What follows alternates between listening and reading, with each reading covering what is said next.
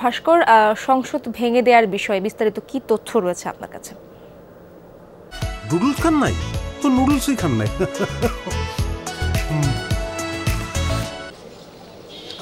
দুপুর ৩টার কিছু পর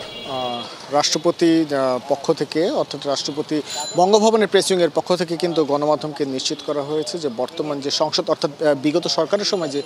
সংসদ ছিল সেই সংসদ কিন্তু বিলুপ্ত ঘোষণা করা হয়েছে এবং একই সাথে সেই বিজ্ঞপ্তিতে জানানো হয় আরও দুটি বিষয়, যেখানে প্রথমটিতে রয়েছে, দ্বিতীয় নম্বরে রয়েছে যে বিএনপি চেয়ারপারসন বেগম খালেদা জিয়ার মুক্তি এবং একই সাথে অর্থাৎ তৃতীয় যে বিষয়টি রয়েছে সেই তৃতীয় বিষয়টি রয়েছে যে 1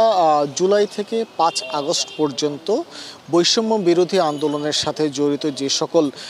ছাত্র শিক্ষার্থীরা বর্তমানে আটক রয়েছেন এবং একই সাথে বিভিন্ন মামলায় যাদেরকে আটক করা হয়েছে তাদের সকলকে কিন্তু মুক্তি দেওয়ার সিদ্ধান্ত গ্রহণ করা হয়েছে বঙ্গভবনের রাষ্ট্রপতির পক্ষ থেকে। যদি একটু ভিতরের বিষয়গুলো দেখি যে বঙ্গভবন থেকে আরও বিভিন্ন রাষ্ট্রীয় কার্যক্রমের যে খুঁটিনাটি বিষয়গুলো রয়েছে সেই খুঁটিনাটি বিষয়গুলোর ক্ষেত্রে কিন্তু বলা হয়েছে যে গতকাল রাষ্ট্রপতি যে সকল বিভিন্ন রাজনৈতিক দলের নেতৃবৃন্দ এবং একই সাথে ছাত্র সমাজের সাথে যে বৈঠক করেছিলেন সেই বৈঠকের পরিপ্রেক্ষিতে কিন্তু এই সিদ্ধান্ত নেওয়া হয়েছে। এক্ষেত্রে একটি বিষয় জানিয়ে রাখতে চাচ্ছি, ছাত্র সমাজের পক্ষ থেকে কিন্তু তারা 24 ঘন্টার আলটিমেটাম দিয়েছিল এবং যে আলটিমেটামটি আজ দুপুর 3টার সময় শেষ হবার কথা এবং সেই 3টার কিছু পর দুপুর 3:07 দিকে গণমাধ্যমের কাছে কিন্তু এই বিজ্ঞপ্তিটি পাঠানো হয়েছে। এবং দ্বিতীয় যে বিষয়টি রয়েছে সাবেক প্রধানমন্ত্রী বেগম খালেদা জিয়ার দণ্ডের বিষয়ে এখানে বঙ্গভবন থেকে যে প্রজ্ঞাপনটি দেওয়া হয়েছে, দুঃখিত, স্বরাষ্ট্র মন্ত্রণালয়ের সুরক্ষা বিভাগ থেকে যে প্রজ্ঞাপনটি দেওয়া হয়েছে সেখানে উল্লেখ করা হয়েছে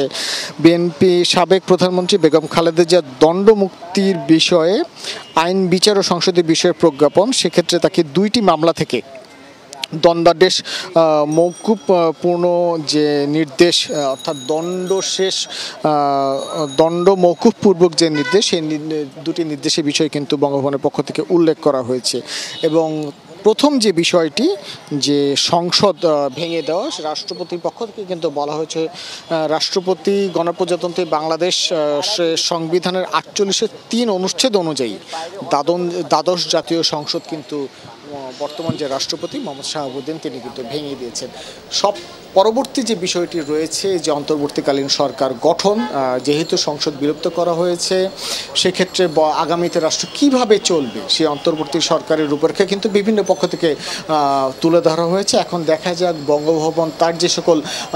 আলোচনার গতকাল পর্যন্ত তারা যাদের সাথে আলোচনা করেছেন তাদের সুপরামর্শের প্রেক্ষিতে অন্তর্বর্তীকালীন সরকার কিভাবে গঠন করা হয়, কতজন দিনের জন্য গঠন করা হয় এবং কতজনের সমন্বয়ে গঠন করা হয়। ভাস্কর, ধন্যবাদ আপনাকে।